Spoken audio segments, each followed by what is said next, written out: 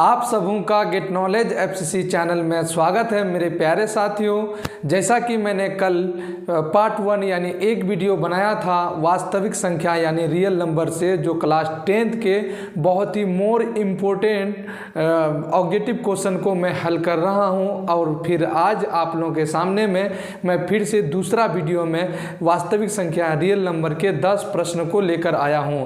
तो मेरे प्यारे साथियों, अगर आप फर्स्ट वीडियो को नहीं देखे हैं तो सबसे पहले आप जाकर फर्स्ट वीडियो को देख लीजिए।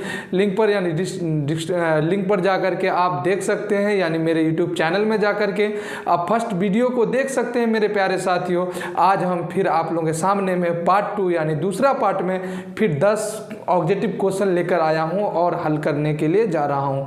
इसलिए आप लोगों का महंगा टाइम को ना बर्बाद करते हुए हम वीडियो को शुरू करते हैं।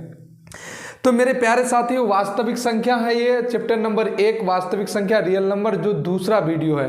तो फर्स्ट क्वेश्चन क्या है, फर्स्ट क्वेश्चन की ओर देखते हैं। दो संख्याओं का एलसीएम एचसीएफ का 14 गुना है। यानी दो संख्या है, दो संख्या का एलसीएम जो है एचसीएफ का 14 गुना है और इनके एलसीएम और एचसीएफ का योग 600 है।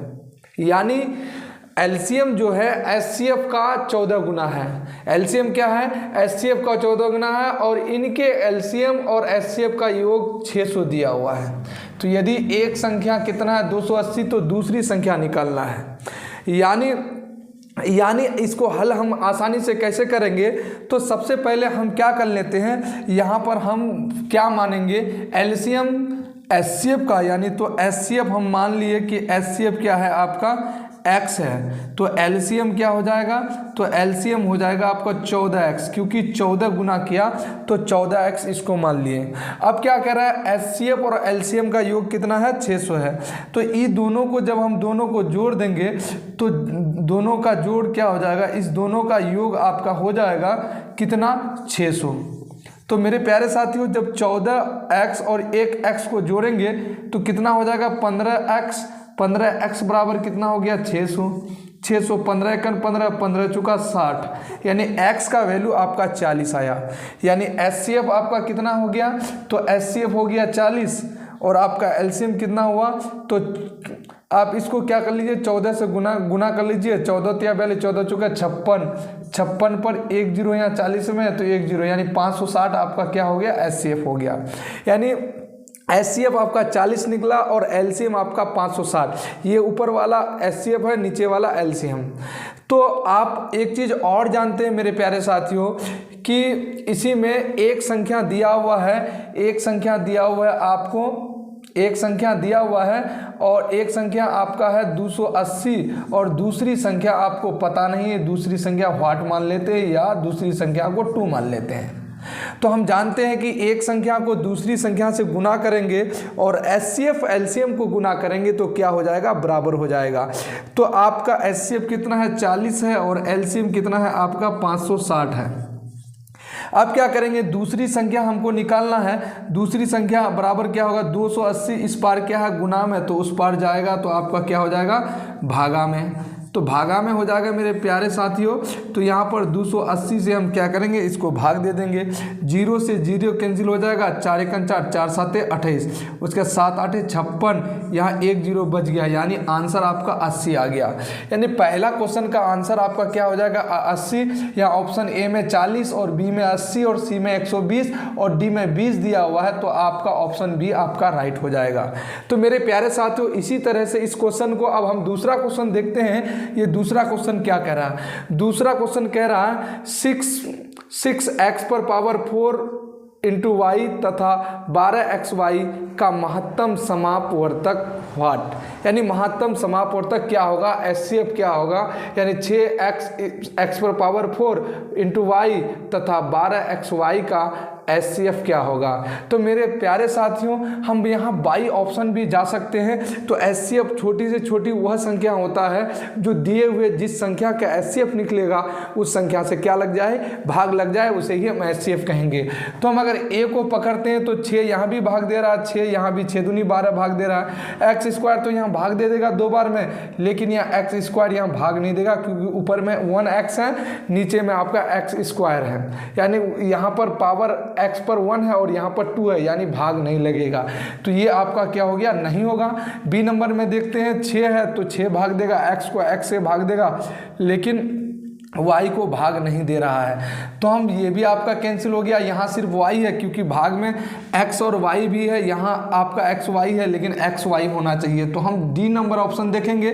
6 दोनों को भाग दे रहा है, 6 कंचे 6 दूनी 12, यहाँ x भाग दे रहा है तो यहाँ x क्यूब बच जाएगा, और यहाँ y भाग दे रहा है तो यहाँ x भाग दे रहा है और साथ में y को भाग दे रहा है, यहाँ भी y को भाग दे रहा है। इसका मतलब ऑप्शन डी आपका सही हो जाएगा। इसको इस टाइप से बना करके भी देख सकते हैं, 2 तिया 6 और x कैटो है तो आपका x 4 ठो है, यानी 4 बार है, x पर पावर 4 है तो x को 4 लिखेंगे, 1 ठो y है तो y लिखेंगे। उसके बाद आप क्या करेंगे, इसको 2 तिया 6 और 2 तिया 6 दूनी 12, यानी 2 दूनी 4 और 4 तिया 12 कर लेंगे। उसके बाद x के बार है तो x आपका 1 बार है और y के बार है तो y आपका 1 बार है। तो जिसका पेयर लग जाएगा वो क्या हो जाएगा, आपका एचसीएफ हो जाएगा। तो 3 का पेयर लग गया, यहाँ पर 2 का, तो इसको क्या कर लेंगे, गुना कर लेंगे, 3 दूनी 6 हो जाएगा, x 1 x आपका 3 दूनी 6, 1 x है और 1 y है, तो 6xy इसका आंसर हो गया। यानी हम 2 नंबर का ऑप्शन जो आपका सही हुआ वो डी नंबर सही हुआ। इस टाइप से भी गुणनखंड विधि से बना करके देख सकते हैं और बाई ऑप्शन भी जा सकते हैं। जिस तरह से आपको अच्छा लगे आप उस तरह से इसको हल करें। अब तीसरा क्वेश्चन को देखेंगे तो √10 है इंटू √15, यानी √10 गुना √15 बराबर है, किसके बराबर है, तो ऑप्शन में दिया 5√6 और 6√5, उसके बाद √30, उसके बाद फिर √30। तो यहाँ पर कौन ऑप्शन सही होगा तो उसको हम देखेंगे। तो इन दोनों को गुना कर लेंगे तो 15 हो जाएगा। 150 को हम क्या कर लेंगे, तोड़ लेंगे, 200 तोड़ेंगे तो कितना होगा, 75 दूनी 150 हो जाएगा। फिर यहाँ हम क्या करेंगे, 3 से तोड़ देते हैं तो 3 दूनी 6 बच गया, 1 3 5 15, उसके बाद फिर 5 से तोड़ेंगे, 5 5 25, तो तोड़ लेंगे। जिसका पेयर लग जाएगा, 5 का पेयर लग गया, 5 बाहर हो जाएगा और 3 दूनी 6 अंदर हो जाएगा, 5√6, यानी आपका ए ऑप्शन सही हो गया मेरे प्यारे साथियों। अब हम अब चौथा क्वेश्चन की ओर देखेंगे कि 64 के वर्गमूल को 64 के घनमूल से भाग देने पर मान क्या होगा, यानी 64 का वर्गमूल के 64 के वर्गमूल को 64 के घनमूल से भाग देना है। तो आप जानते हैं कि 64 का वर्गमूल कितना होगा, 8 होगा, और 64 के घनमूल से, तो 64 का घनमूल क्या होगा, 4 होगा। तो यानी आप घनमूल इसको 3 बार गुना कीजिए, 3 टर्म इसको गुना कीजिएगा, 4 को 4 चौका 16, 16 चौका 64, यानी 64 का घनमूल 4 होगा। और इसको 2 बार गुना कीजिए, 8 गुना 8 ही कीजिए, तो 8 8 क्या हो जाएगा, 64 हो जाएगा। यानी 64 का वर्गमूल 8 हो गया और 64 का घनमूल 4 हो गया। अब इसको भाग दे दीजिए, 4 1 4, 4 दूनी 8, आपका आंसर क्या आ गया, 2 निकल कर आ गया। आप ए नंबर में 64 है, बी में आपका 2 है और सी में आपका 1/2 है और डी में 64 पर पावर 2/3 है। तो यानी आंसर आपका क्या हो जाएगा, आंसर आपका 2 नंबर का हो जाएगा, यानी बी ऑप्शन आपका राइट हो जाएगा। तो बी ऑप्शन यहाँ पर आपका राइट हो गया इस क्वेश्चन का। तो अब हम 5वां क्वेश्चन को देखते हैं। एक संख्या ए, 2 संख्या ए और 18 का एलसीएम 36, एचसीएफ 2, तो ए क्या एक संख्या है। तो हमने जैसे आगे हम पढ़े हैं कि 2 संख्या का गुना करेंगे तो एचसीएफ और एलसीएम को गुना करेंगे तो बराबर होगा। तो एक संख्या ए, एक संख्या 18, इन दोनों को गुना करेंगे, एलसीएम एचसीएफ को गुना करेंगे तो क्या होगा, बराबर होगा। तो 36 गुना हम क्या कर देंगे, 2 कर देंगे, 18 क्या 18, 18 दूनी 36, यानी 2 आ गया। तो ए बराबर हो गया 2 गुना 2, 2 दूनी 4, यानी ए का मान कितना हो गया आपका, 4 हो गया। तो इसका आंसर हम देख लेंगे, ए बराबर 4 कहाँ दिया हुआ है, तो यहाँ दिया हुआ सी ऑप्शन में। तो आपका सी ऑप्शन क्या, 5वां नंबर का सी ऑप्शन आपका क्या हो गया, राइट हो गया।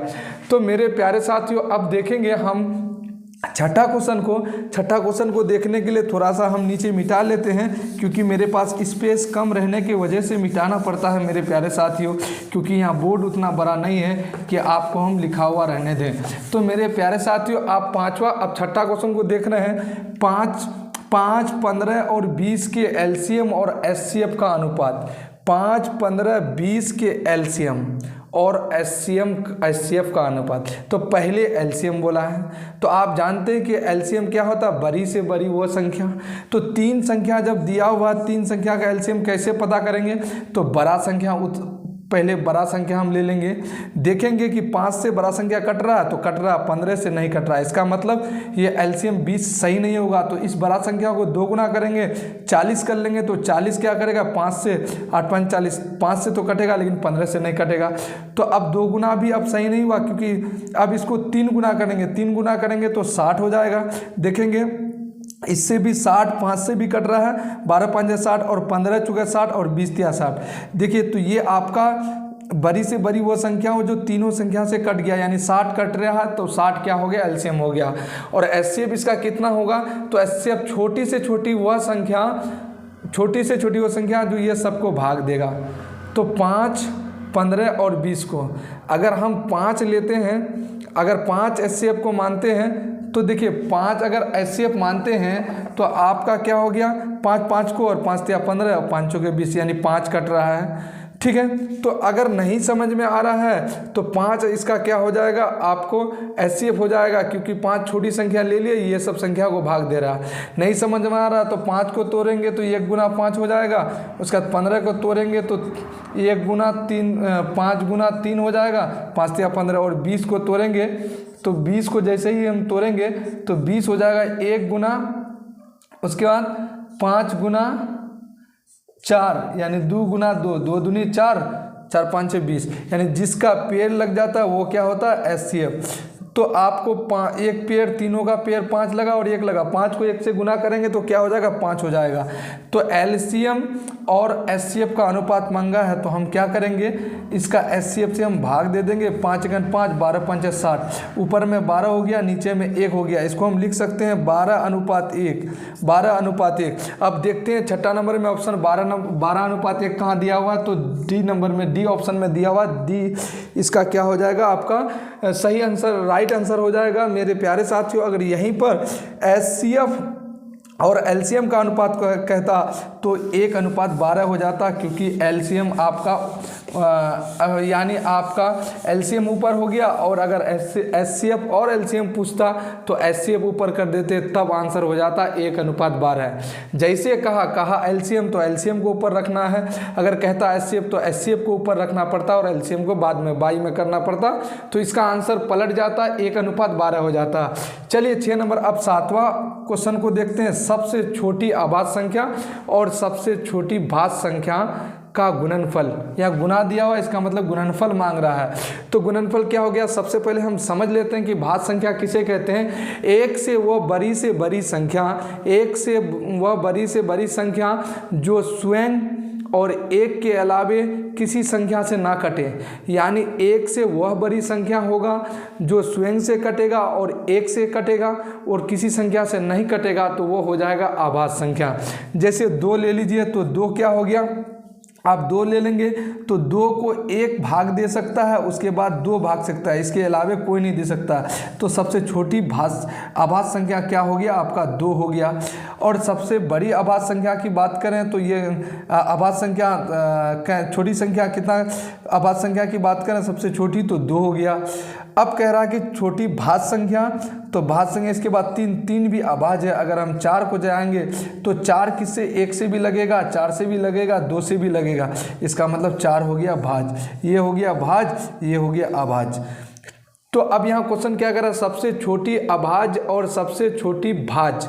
तो सबसे छोटी अभाज्य कितना हो गया आपका, 2 हो गया, और सबसे छोटी भाज्य संख्या कितना हो गया आपका, 4 हो गया। तो इस दोनों को हम लोग क्या करेंगे, गुना करेंगे क्योंकि मांगा है सबसे छोटी अभाज्य और सबसे छोटी भाज्य संख्या का गुणनफल। तो इन दोनों को गुना करेंगे तो 4 दूनी कितना हो जाएगा आपका, 4 दूनी कितना हो जाएगा 8 हो जाएगा। ये आंसर आपका सी नंबर इसका राइट आंसर है। अब कह रहा है कौन अभाज्य संख्या है, यहाँ पर बाई ऑप्शन जाना है और देखना है कि 29 किसी से भागने 1 और 29 से लग रहा है, 25 आपका क्या लग रहा है 5 से भी लग रहा है, 25 से भी लग रहा है 1, ये आपका क्या है भाज्य संख्या है, तो ये गलत हो गया। मांगा क्या है, यहाँ आपको मांगा है अभाज्य संख्या। यहाँ जब अभाज्य संख्या आपको मांगा है तो अभाज्य संख्या बताना है। तो देखिए ये 16 4 से भी कट रहा है, 16 से और 1 से भी कट रहा है, 15 5 से भी कट रहा है, 3 से भी कट रहा है और 15 से भी कट रहा है, तो ये भी क्या भाज्य संख्या, ये सारे भाज्य संख्या। ए आपका ए नंबर में 29 ही है ऐसा संख्या है जो अभाज्य संख्या है। तो आपने जान चुका कि 8 कौन अभाज्य संख्या है, तो आपका ऑप्शन ए राइट हो जाएगा। अब हम 9वां क्वेश्चन को देख रहे हैं। 9वां क्वेश्चन क्या कर रहा है, 65 तथा 117 का मौसो 65 m - 117 के रूप का है, तो m का मान मांग रहा है। कह रहा है एक संख्या 65 है और दूसरी संख्या आपका 117। एक संख्या आपका कितना है 65 है और दूसरी संख्या 117 है का मौसो दिया हुआ है, मौसो ये दिया हुआ 65 m - 17 है और तो m का मान मांग रहा है। तो इसका मौसो हम देखेंगे तो अब हम मौसो को क्या छोटी से छोटी संख्या जो ये दोनों को भाग दे दें। अगर हम छोटी संख्या 65 का मानते हैं तो 13 ही ऐसा संख्या है जो 13 5 से 65 और 13 9 117, यानी 13 ऐसी संख्या है जो दोनों को भाग देगा। तो हम 13 क्या हो गया आपका मौसो हो गया। तो मौसो बराबर यहाँ दिया हुआ 65 m माइनस का 117, ठीक है। तो m का मान मांगा था, ये दोनों ये HCF दिया हुआ था और HCF निकाल लिए। इन दोनों को हम बराबर कर सकते हैं क्योंकि ये HCF का ही मान दिया हुआ है। तो अब हम क्या करेंगे 13 और 117 इस पार लेके आएंगे तो प्लस 117 हो जाएगा, इधर बन जाएगा आपका 65 m। अब इस दोनों को क्या करेंगे जोड़ेंगे 7 3 10 का 0 हासिल 1 1 2 2 1 3 130 हो गया, इधर हो गया 65 m। तो अब क्या करेंगे 13 5 65 और 13 दशांश 130, 5 1 5 5 दूनी 10, यानी m का मान कितना हो गया 2 हो गया। तो मेरे प्यारे साथियों ये 5 65 और 13 दशांश 130, 5 1 5 5 दूनी 10, यानी m का मान कितना हो गया 2 हो गया। तो मेरे प्यारे साथियों ये पहले जो बनाए थोड़ा सा मिस्टेक था, ये जो यहाँ m का मान आया तो m का मान कितना हो गया आपका, m का मान आपका 2 आया। तो ये 2 देखेंगे कहाँ पर है, तो बी नंबर ऑप्शन में है, बी आपका राइट आंसर हो गया 9वां का। अब 10वां कह रहा है 96 का अभाज्य गुणनखंड क्या होगा। तो अभाज्य गुणनखंड में हम क्या करेंगे, इस 96 को तोड़ेंगे, 96 को तोड़ेंगे तो 2 से तोड़ेंगे तो कितना होगा 2 चौके 8 बचेगा 1 8 16 2 8 है 16, फिर 2 से काटेंगे तो 24 दूनी 48, फिर 2 से काटेंगे तो 12 दूनी 24 और फिर 2 से काटेंगे 12 को तो कितना हो जाएगा 2 6 12, फिर 2 से काटेंगे 2 3 6, यानी 2 कई बार आ गया, 1 बार 2 बार 3 बार 4 बार 5 बार, यानी 2 पर पावर आपका 5 होगा इंटू आपका 3 होगा।